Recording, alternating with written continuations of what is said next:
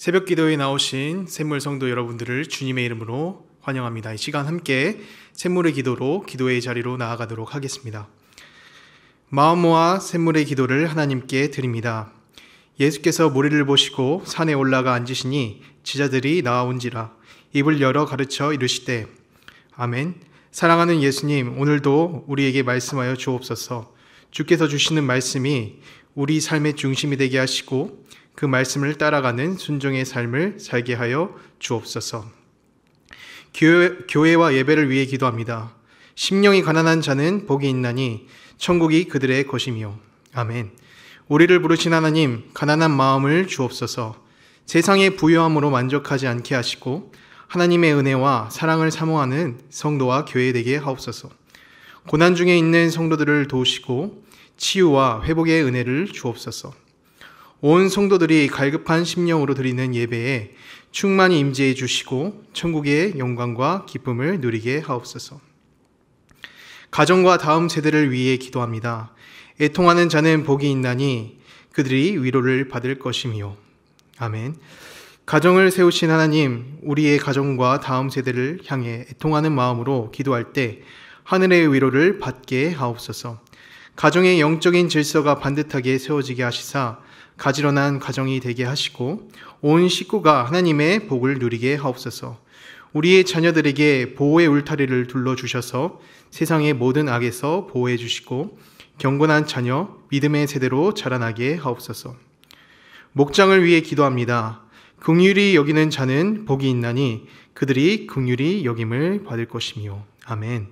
목장을 영적인 가족으로 모으신 하나님, 우리의 목장을 돌보아 주옵소서. 서로를 긍휼히 여기며 사랑의 섬김을 이어가게 하시고 서로를 위해 기도할 때 하나님의 긍휼을 얻게 하옵소서.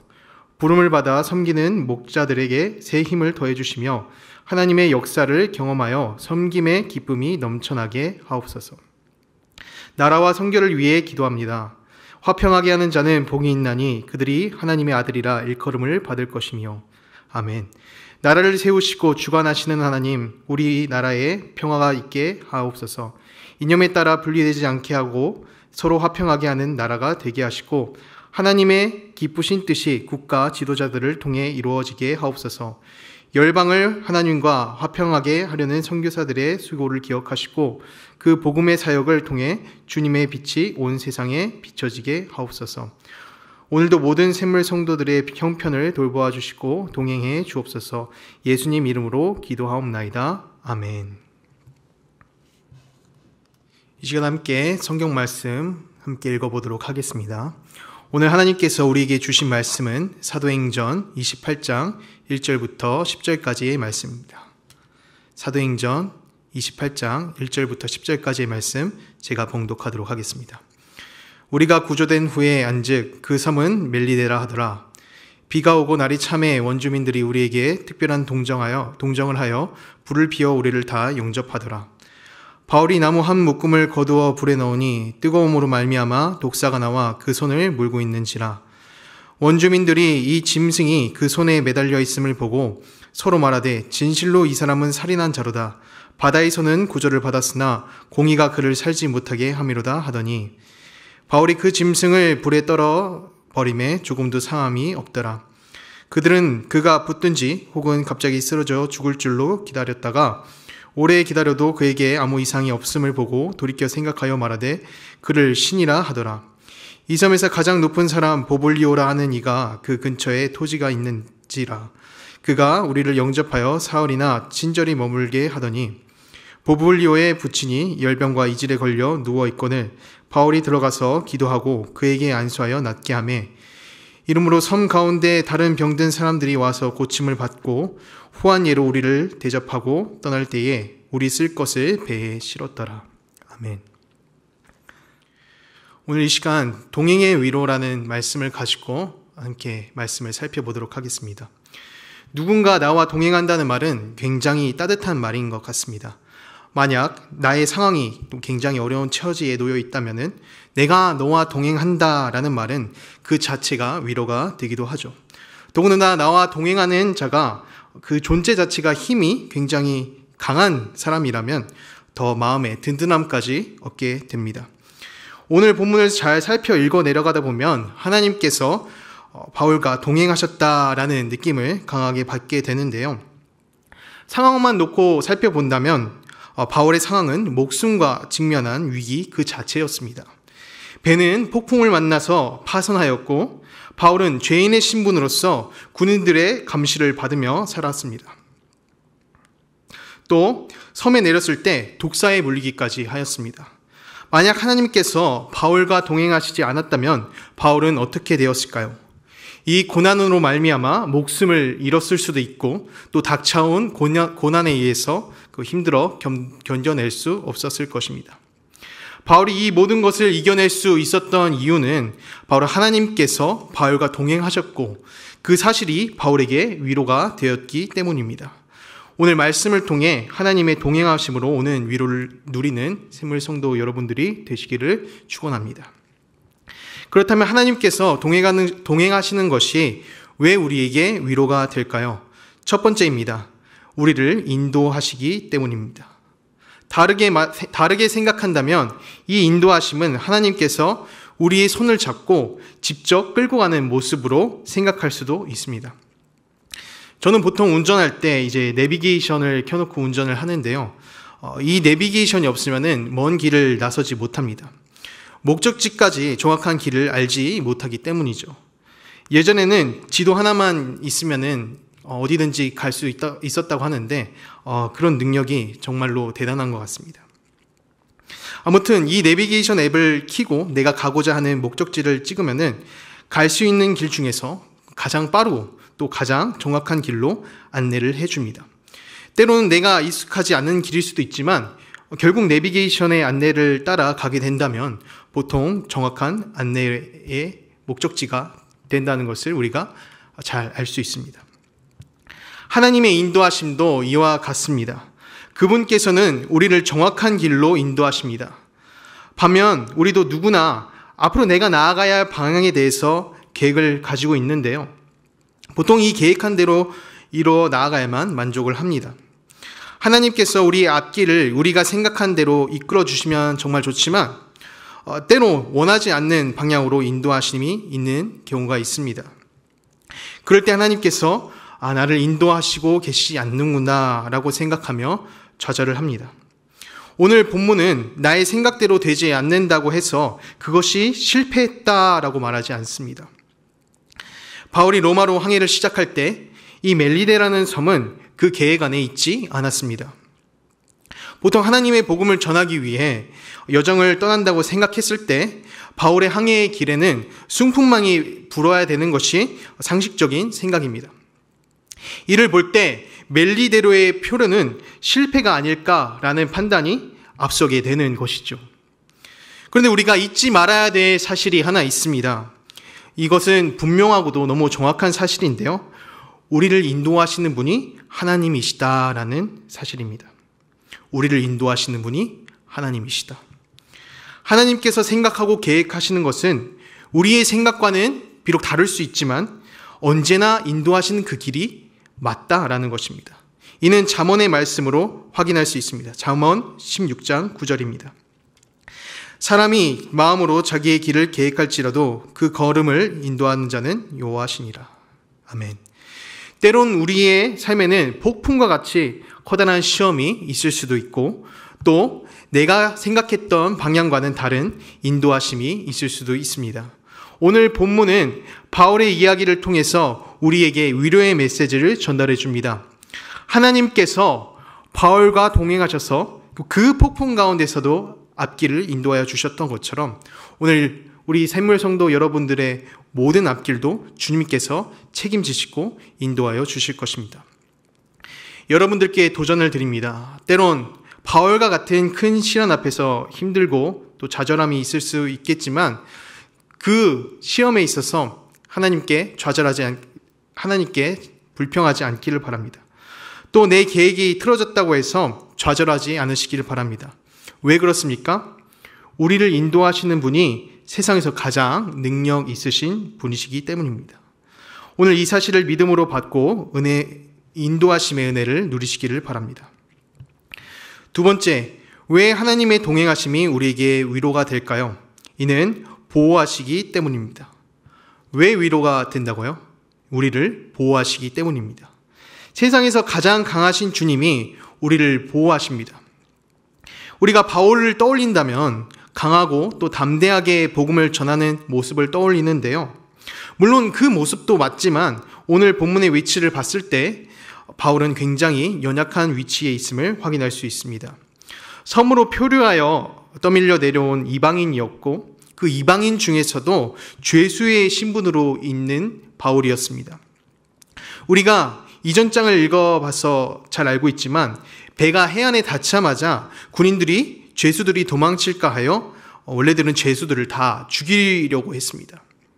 이렇듯 군인 한 사람에 의해서 바울의 목숨이 왔다 갔다 할 정도로 연약한 상황에 있었던 것이죠. 이처럼 하나님께서는 연약한 자들을 보호하십니다. 만약 나에게 스스로 지킬 수 있는 커다란 힘이 있다면 어떨까요? 그때에는 하나님의 보호하심이 그렇게 큰 은혜로 다가오지 않을지도 모릅니다. 대표적으로 사울의 모습이 이와 같았습니다. 사울은 우리가 잘 알고 있듯이 이스라엘의 첫 번째 왕으로 굉장히 큰 힘을 가지고 있었던 사람입니다. 사울이 다윗을 죽이기 위해서 혈안이 되었던 것도 자신이 가지고 있었던 이 큰 힘, 그 권력을 다윗에게 뺏기고 싶지 않았기 때문입니다. 사울은 이 힘이, 이 커다란 권력이 자신을 지켜줄 줄 알았습니다. 그렇기 때문에 하나님께 불순종하는 죄를 낳게 된 것이죠. 하지만 사울이 그토록 믿었던 그의 힘은 결국 그를 지켜내지 않았습니다. 또 하나님께서도 사울을 보호하지 않으셨습니다. 하나님께서는 자신을 의지한 자를 지키십니다. 내가 바울의 상황과 같이 또 다윗의 상황과 같이 어떤 큰 힘을 의지하는 것이 아니라 주님만 온전히 의지했을 때 그분께서는 여러분들을 또 저를 지키실 것입니다. 하나님의 보호하심이 우리에게 더 큰 위로가 되는 사실은 이 크나큰 위기에서도 나를 지켜주시기 때문입니다. 오늘 본문 3절 이하를 읽어보면 바울이 독사에게 물리는 모습을 볼 수 있게 되는데요. 그 당시 독사에 대한 제대로 된 해독제도 없었기 때문에 바울의 죽음은 사실상 확정된 것이었습니다. 하지만 바울은 독사를 불에 떨어뜨리는 여유를 보이게 됩니다. 이는 바울이 하나님의 보호하심을 정확히 알고 있었기 때문에 가능한 일이었습니다. 하나님께서는 이미 바울을 지키시겠다라고 약속을 하셨습니다. 이전 장인 27장 24절 말씀입니다. 바울아, 두려워하지 말라. 내가 가이사 앞에 서야 하겠고 또 하나님께서 너와 함께 항해하는 자를 다 내게 주셨다 하였으니. 바울은 이 약속을 기억하고 있었고 또 마음 깊이 믿고 있었습니다. 하나님께서는 바울의 믿음대로 보호하셨습니다. 오늘 저는 이 이야기가 단지 바울의 이야기로 끝나는 것이 아니라 나의 이야기로 받아들였으면 좋겠습니다. 우리에게는 언젠가 바울과 같이 절망적인 위기가 찾아올 수도 있습니다. 아니면 이미 그런 고난 가운데 있는 성도분들이 계실 수도 있을 텐데요. 하나님께서 오늘 그런 여러분들과 저에게 이렇게 말씀하십니다. 나의 자녀야, 내가 바울을 지켰던 것처럼 오늘 내가 너를 반드시 지키리라. 주님께서는 어떠한 상황 가운데서도 나를 보호하십니다. 왜 우리를 보호하십니까? 내가 주님에게 있어서 목숨과도 바꿀 만한 소중한 존재이기 때문입니다. 이처럼 주님께서 나를 보호하신다는 사실을 여러분들의 큰 위로로 삼으시기를 주님의 이름으로 축원합니다. 아멘. 마지막 세 번째입니다. 주님께서 동행하시는 것이 나에게 큰 위로가 되는 마지막 이유는 그분이 나를 사용하시기 때문입니다. 하나님께서는 나를 인도하시고 지키실 뿐만 아니라 나를 사용하십니다. 바울이 뱀에 물리고 난 후 아무런 이상이 없는 것을 보자 사람들은 이를 놀라워하며 바울을 신이라고 생각했습니다. 이는 바울에게 큰 능력이 있었음을 보여줍니다. 여러분, 우리에게 능력을 주시는 분이 어떤 분이십니까? 우리에게 능력을 주시는 분이 누구이십니까? 주님께서 우리에게 능력을 주십니다. 예수님께서 제자들을 훈련시키시고 세상으로 보내시는데 이때 세상으로 보내실 때 그냥 보내시지 않으셨습니다. 귀신을 내쫓을 능력을 주시고 또 사람들을 치유할 권능을 함께 주셨습니다. 사용받는다는 말은 때론 우리에게 큰 자신감을 주기도 하는데요. 누군가 나를 찾아준다는 그 사실은 큰 위로가 우리에게 됩니다. 이처럼 주님께서 나를 사용하신다는 것은 그만큼 나를 소중하게 생각하고 계신다는 것을 증명합니다. 이는 우리에게 무슨 잘난 능력이 있기 때문에 우리를 사용하시는 것이 아닙니다. 반대로 말하자면 나에게 아무런 능력이 없어도 주님께서는 나를 사용하십니다. 섬에 도착했을 때 바울에게는 주님이 함께 동행하시고 있다는 그 사실 말고는 바울에게 아무런 능력이 없었습니다. 앞서 설명하였듯 이 바울의 신분은 무엇이었습니까? 표류자였습니다. 또한 그 표류하는 사람들 가운데 죄수의 신분을 가지고 있는 사람이었습니다. 그런 낮은 사람을 섬에서 가장 신분이 높은 보블리오가 영접한다? 자, 한번 생각을 해봅시다. 상식적으로 아무것도 가진 것이 없는 사람을 가장 높은 사람이 영접한다는 것은 말이 되지 않는 상황입니다. 이 말도 안 되는 상황이 무엇 때문에 가능한 것입니까? 하나님께서 주신 능력으로 가능한 일이었습니다. 하나님께서 바울을 사용하셨고 바울을 통하여 섬의 사람들을 고치셨습니다. 많은 사람들이 사회적으로 봤을 때 아무것도 없는 바울을 보기 위해서 그 앞으로 나아옵니다. 하나님께서 사용하시는 바울의 능력을 보고 나아가는 것이죠. 저는 우리 샘물 성도 여러분들이 세상 밖에서 정말 존대받는 사람이 되었으면 좋겠습니다. 오늘 본문 10절 말씀입니다. 후한 예로 우리를 대접하고 떠날 때에 우리 쓸 것을 배에 실었더라. 사실 우리가 가지고 있는 능력은 내가 잘나서 얻어진 것이 아니라 주님께서 우리를 사용하기 위해서 주신 능력입니다. 그렇기에 우리에게 주신 능력을 주님을 위해 잘 사용해야겠습니다. 그럴 때에 하나님께서 바울을 사용하시고 또 그 능력을 보고 말미암아 섬의 사람들이 바울을 존대하였듯이 우리 세상 사람들이 우리 샘물성도 여러분들을 극진히 존대할 것을 믿습니다. 이와 같이 주님께서 여러분들을 사용하시는 은혜를 누리며 또한 세상이 주는 존대 또한 함께 누리시기를 주님의 이름으로 간절히 축원합니다. 오늘의 말씀을 정리합니다. 주님께서 우리와 동행하시는 것이 왜 위로가 될까요? 우리도 알지 못하는 나의 앞날을, 나의 앞길을 주님께서 정확하게 인도하시기 때문입니다. 둘째로 세상의 그 어떤 위험 속에서도 나를 보호하시기 때문입니다. 마지막으로 하나님께서 바울에게 능력을 주심으로 사용하셨듯이 나 또한 주님께서 사용하시기 때문입니다. 오늘의 말씀처럼 하나님과 동행함으로 큰 위로를 얻으시는 샘물성도 여러분들이 되시길 간절히 바랍니다. 이 시간 함께 기도하겠습니다. 오늘 말씀을 떠올리면서 기도할 텐데요. 하나님께서 나와 동행하여 주시고 또 나를 사용하여 주옵소서. 나를 보호하여 주옵소서. 우리 시간 기도하시고 또 앞으로 있을 우리 교육부서 사역들을 위해서 함께 기도하도록 하겠습니다.